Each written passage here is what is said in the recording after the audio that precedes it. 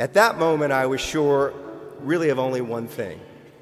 I was of no possible economic value to the outside world. I had majored in art history, for a start. Even then, majoring in art history was regarded as an act of insanity. I was almost certainly less well prepared than you are for the marketplace. Yet somehow, I've wound up rich and famous. Sort of. I'm going to explain briefly how that happened, and because I want you to understand just how mysterious careers can be before you go out and have one for yourself. But at Princeton, studying art history, I felt really the first twinge of literary ambition. It happened while I was working on my senior thesis. I wrote at nights without much effect, mainly because I hadn't the first clue what I should write about. One night, I was invited to a dinner where I sat next to the wife of a big shot of a big Wall Street investment bank, Salomon Brothers. She more or less forced her husband to give me a job. I knew next to nothing about Salomon Brothers, but Salomon Brothers happened to be where Wall Street was being reinvented into the Wall Street we've come to know and love today. When I got there, I was assigned almost arbitrarily to the very best job in the place to observe the growing madness. They turned me into the house derivatives expert. A year and a half later, Salomon Brothers was handing me a check for hundreds of thousands of dollars to give advice about derivatives to professional investors. Now I had something to write about, Salomon Brothers.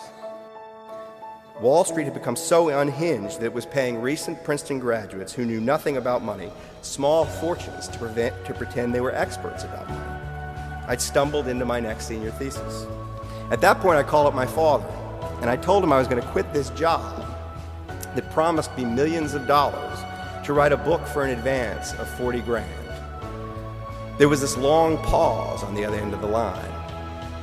You might just want to think about that one, he said. Why? I asked.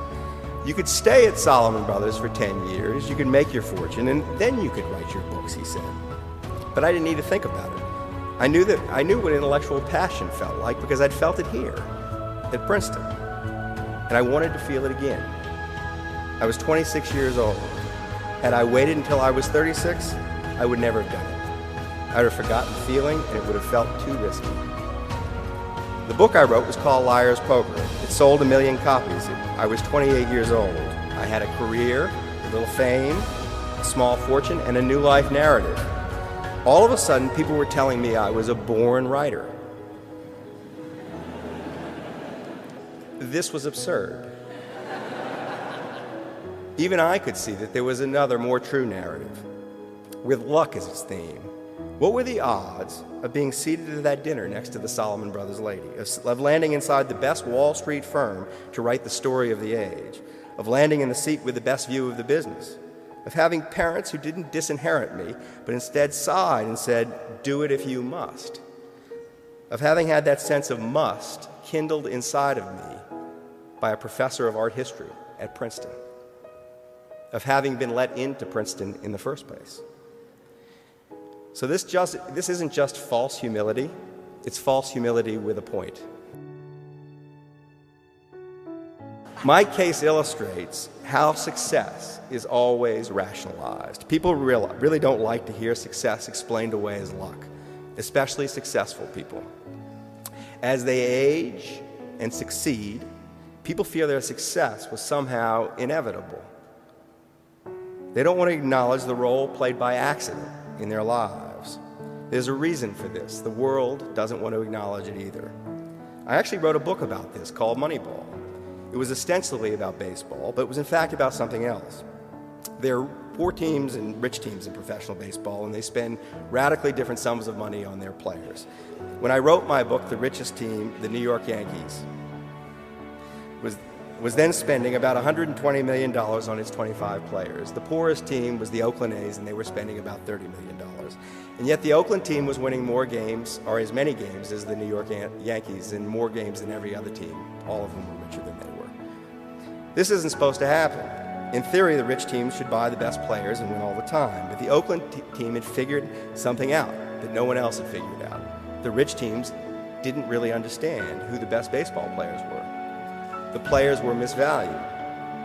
And the biggest single reason they were misvalued was that the experts did not pay sufficient attention to the role of luck in baseball success. Players got given credit for things they did that depended on the performance of others. Pitchers got paid for winning games. Hitters got paid for knocking in runners on base. Players got blamed and credited for events totally beyond their control, where balls that got hit happened to land in the field, for example. So forget baseball, forget this is even sports. Here you have these corporate employees being paid millions of dollars a year.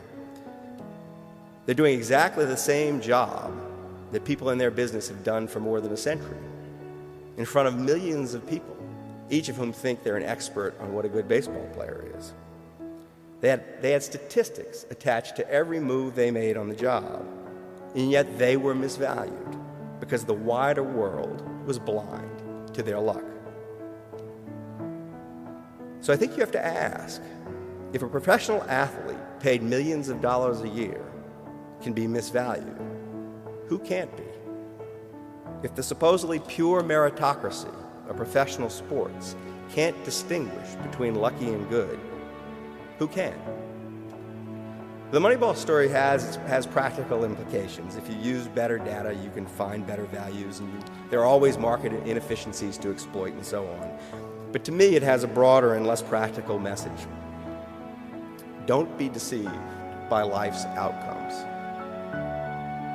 Life's outcomes, while not entirely random, have a huge amount of luck baked into them. Above all, recognize that if you had success, you've also had luck. And with luck comes obligation. You owe a debt, and not just to your gods. You owe a debt to the unlucky. So never forget, don't be deceived by life's outcomes.